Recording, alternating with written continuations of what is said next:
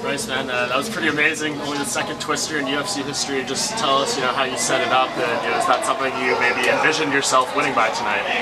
My favorite movie from the 90s? Twister. What's your favorite board game? Twister. What's your favorite submission? Twister. But yeah, man, that's something I do in practice a lot. I've seen Eddie Bravo doing it on YouTube, and practice it. Remember every step that he told me. I even know the Peruvian Twister. It's a tighter version, how to really tighten it up. So I really paid attention to that video. So shout out Eddie Bravo.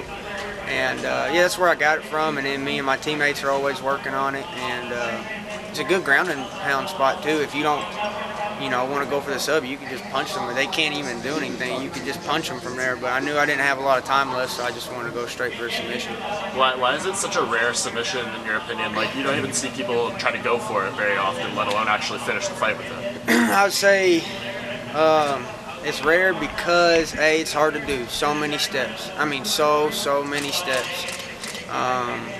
It looks funky. So that's another thing, it looks like it wouldn't work. I mean, it's a common move for me. I get it. Not every time that I grapple, but once a week, twice a week, 3 times a week. It's, I get twisters more than I get Kimuras.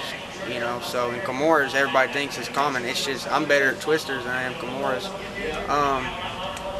I guess because it's funky and takes a lot of steps. And it really uses your whole body. It's multiple steps too. Like an arm bar, you just fall back for an arm bar from mount. A twister is like you go from the regular lockdown, and then you go to the figure. Then you go to like that butterfly style with your leg locked down. Then you move the grip over here.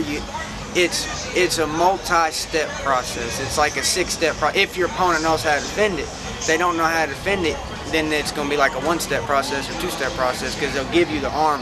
But if they know how to defend it, it's about a 6-step process, so it takes time. And I think that's why it's so uncommon, is because people don't know every step and every counter to every step to do it. How far into the process tonight did you realize that you had him?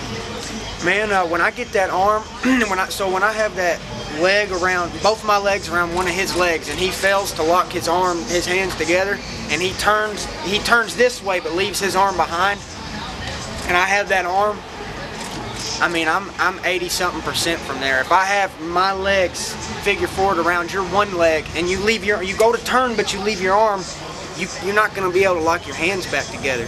At the very least, I'm just going to sit there and jack you with punches, So I mean, he just didn't know to lock his hands, and if he did, he'd have had some ground and pound. He had to deal with some punches. You lock your hands, I'm gonna sit there and wail on you till I get tired. So there's no way you're not picking up a bonus tonight, right? I don't know. I don't control the bonus and everything, and I just come out here to do the best that I can, and that's all that I control. Everything in my control I've done, and I don't control anything else, so I don't worry about it. But yeah. Did him missing weight give you any added motivation in this? Yeah, him missing weight just made me feel like mentally I was ready. I was prepared. My weight cut wasn't fun. You think I had fun in the sauna. I hired a nutritionist, and because my last fight I was too small, and I was 54 my last fight. I walked into this arena at 61 today, so I've gained 6 pounds, 7 pounds, and the weight cut was incredibly hard. I was dizzy, I was lightheaded, it wasn't fun, but I made it. I told myself I'm gonna sit here and pass out. I'm gonna go unconscious in this sauna. And I told my coach when I started getting dizzy, he said, "Stop talking like that, you're fine." I told myself, if I fall down, you carry me out of here, I was gonna go until my lights went out in the sauna. And apparently he wasn't ready to do that. So it just speaks a little bit about right here.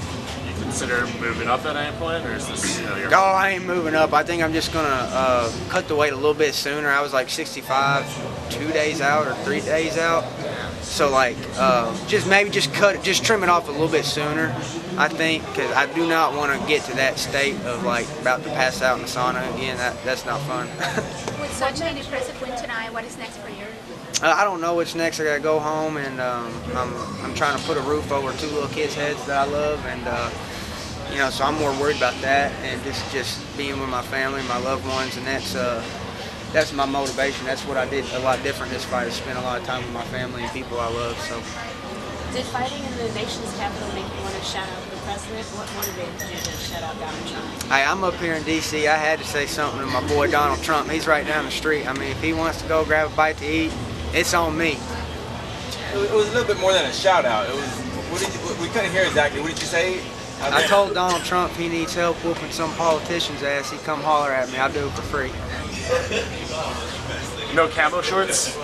I'm working on them camo shorts, man. They're going to get tired of hearing me. What does a win like this do for your career? Because obviously, you know, you're a nice prospect, 25, undefeated record, but like you got like a big highlight like this. I'm sure, you know, it's going to go viral. Everyone's going to talk about it. How does that help your career and your profile going forward? You know, so much of this is out of my control, you know, as far as who the fans like and everything like that. But I'll say every bit of success, I've always said, is my coaches, my teammates, my family, my friends, my manager. I trust in all the people around me. You know, there ain't no weak links in my chain, you know. And, you know, I got a small circle. I trust them all. I love them all. And that's the reason I am what I am, is because the people that support me.